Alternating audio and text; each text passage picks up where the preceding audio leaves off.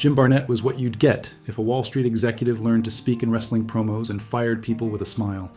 A national promoter with southern roots and velvet venom in his voice, Barnett didn't scream, didn't punch, didn't cut wild locker room promos. He just slowly pulled the rug out from under people while sipping wine in a private suite. Georgia Championship Wrestling was his kingdom, until it wasn't. And when his crown slipped, Barnett didn't just move on. He made sure to drag down every name who crossed, betrayed, embarrassed, or simply annoyed him on the way out. This wasn't the heat of a wrestler protecting his spot. This was the cold, surgical hate of a man with TV contracts in one hand and grudges tattooed on the other. His enemies weren't stiff workers or bad hands, they were threats. They stole shares, leaked secrets, turned on him mid-boardroom, and some just said no at the wrong moment. These 5 men didn't get worked into a storyline, they got worked into a vendetta. And when Barnett blackballed you, you didn't just lose bookings, you lost entire territories. So light the cigar, adjust the silk tie, and let's talk about the 5 real-life people Jim Barnett wanted out of the business. Because when he said, "My boy," you better hope he meant it. If you wanted to see Jim Barnett genuinely lose his polished composure, say the name Ole Anderson.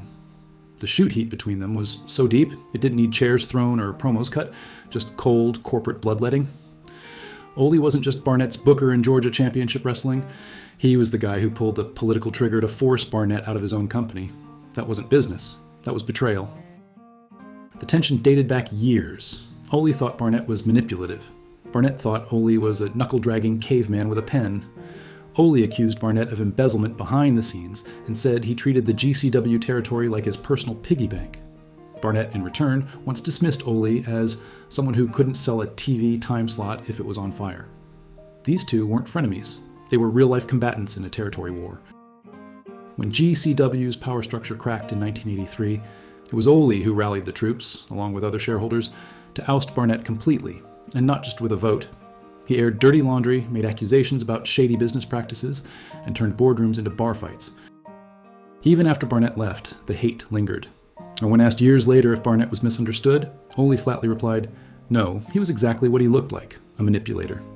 That wasn't wrestling heat, that was a man burying his boss with a shovel he brought from home. And Barnett never forgave him. And when he eventually helped Vince McMahon orchestrate the WWF's hostile entry into the TBS time slot, Barnett deliberately cut Ole out of every discussion. Revenge, sweet and legal. He let Ole win the company, then burned the building it sat in. That wasn't my boy. That was dead to me. Jim Wilson walked into wrestling from the NFL expecting to play fair. That was his first mistake. His second, saying no to Jim Barnett. According to Wilson's own book, Chokehold, Barnett made an advance while they were touring Australia in 1973, and when Wilson turned him down, his career nosedived faster than a heel off a scaffold. Wilson claimed he was blackballed across every territory Barnett touched, starting in Georgia. One week he was headlining shows, the next, he couldn't get booked for a squash match in Amarillo. His phone stopped ringing. His name became mud. And the worst part? Barnett never denied it. He just smiled and kept moving. According to Wilson, the promoter's response was cold and clear. You'll never work in this business again. And he wasn't lying. But Wilson didn't just take the hit. He fought back, loudly. He co-founded a short-lived wrestlers' union attempt, filed lawsuits, and named names in his book, accusing Barnett of using power and influence to bury those who didn't play by his rules, social, sexual, or otherwise. Whether every claim held up under legal scrutiny didn't matter much backstage. What mattered was that Wilson had gone public. And Barnett hated public. Jim Barnett didn't scream, didn't threaten. He quietly flicked the switch. And Wilson? He spent the rest of his life yelling into a spotlight that had already been shut off. Barnett saw him as disloyal, defiant, and worst of all, no longer useful. In a business where blacklisting was more effective than a pile driver, Wilson got both. And to Barnett, that was justice. The ring was his courtroom, and the sentence was, you're done. Thunderbolt Patterson was loud, proud, and about as likely to stay quiet as he was to job clean for a handshake. In the Georgia territory, he wasn't just a crowd favorite. He was a real threat to the status quo, and Jim Barnett hated that kind of noise. Patterson didn't play backstage politics. He kicked the door open and demanded to know who was getting screwed, who was getting paid, and why guys like him weren't getting either. He was black, vocal, and union-friendly in a system run by old white promoters who thought just be happy to be here was sound HR policy. Barnett wasn't just uncomfortable with Patterson. He saw him as a wrecking ball aimed directly at his nice little empire on WTBS. Patterson alleged that Barnett blackballed him not just for being outspoken, but for trying to organize the locker room. He tried rallying wrestlers to fight for health care, rights, and even a pension system. Barnett's response? Cut the feed. Patterson was quietly benched, future bookings disappeared, and word got around fast. Working with him could cost you work too. That's how Barnett played it. No confrontation, just silence, snubs, and a career suddenly stalled like a car with no gas. The only time Barnett allegedly even acknowledged Patterson's demands, he laughed. Called him a loud problem, not a talent. The truth is, Patterson's biggest heat with Barnett came from being right. The things he said would come to define modern wrestling's systemic problems: lack of health care, no retirement, racial gatekeeping. But in Barnett's world, that made him radioactive. To Patterson, Barnett was the system in a suit. To Barnett, Patterson was a whistle with legs, and he hated that whistle with his whole soul. There's betrayal in wrestling, and then there's what Jack and Jerry Brisco did to Jim Barnett. These weren't just wrestlers in his locker room. They were partners in Georgia Championship Wrestling, men Barnett trusted enough to give boardroom access and ownership stakes. And when Barnett needed loyalty the most, the Briscoes picked Vince McMahon. By 1983, Barnett was barely holding the territory together. Ole Anderson was trying to push him out, and the NWA system was fraying at the edges. But instead of siding with Barnett to keep GCW independent, the Briscoes started negotiating in secret with Vince, who wanted GCW's prized TBS time slot. The Briscoes had the votes, so they flipped, sold their shares, made the deal behind Barnett's back.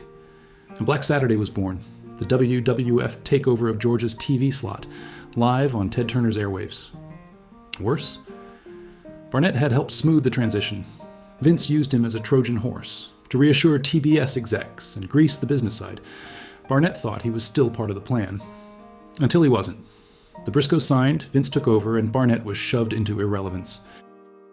Jack Brisco was the real heartbreak. Barnett had backed him in meetings, built him up politically, but Jack chose a payday over a partnership. Barnett reportedly told a confidant years later, "I gave them the kingdom, they gave me the knife." To the Briscoes, it was just business. To Barnett, it was the end of everything.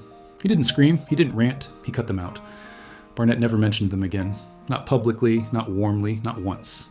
Because when Jim Barnett hated you, he didn't burn the bridge, he erased the road. In a business full of loudmouths and chair shots, the most dangerous man in the room was the one who never raised his voice. This was a guy who could smile, pour you a drink, and then blacklist you so hard you'd have to wrestle shadows in a bingo hall. The beefs weren't explosive, they were strategic, precise, surgical. If you ended up on his bad side, you didn't just lose a push, you lost your passport to the entire industry. And what made him terrifying wasn't the power, it was how casually he used it. He didn't scream, he didn't threaten, he just picked up the phone and made you disappear. He hated betrayal more than anything, thought loyalty should come with silence, gratitude, and never asking questions. And if you broke that rule, if you challenged the system, aired dirty laundry, or worse, made a deal without him, you were already done. You just didn't know it yet. This wasn't some overhyped locker room tyrant. This was chess. Business chess. And he played to win. So next time someone calls the promoter a harmless suit in the background, remember, suits make the calls, and some of them never forget who owed them. Now, if you want more backstage warfare told straight, hit like, slap that subscribe, and ring the damn bell so you never miss the real heat. No names dropped, just careers. Thanks for watching.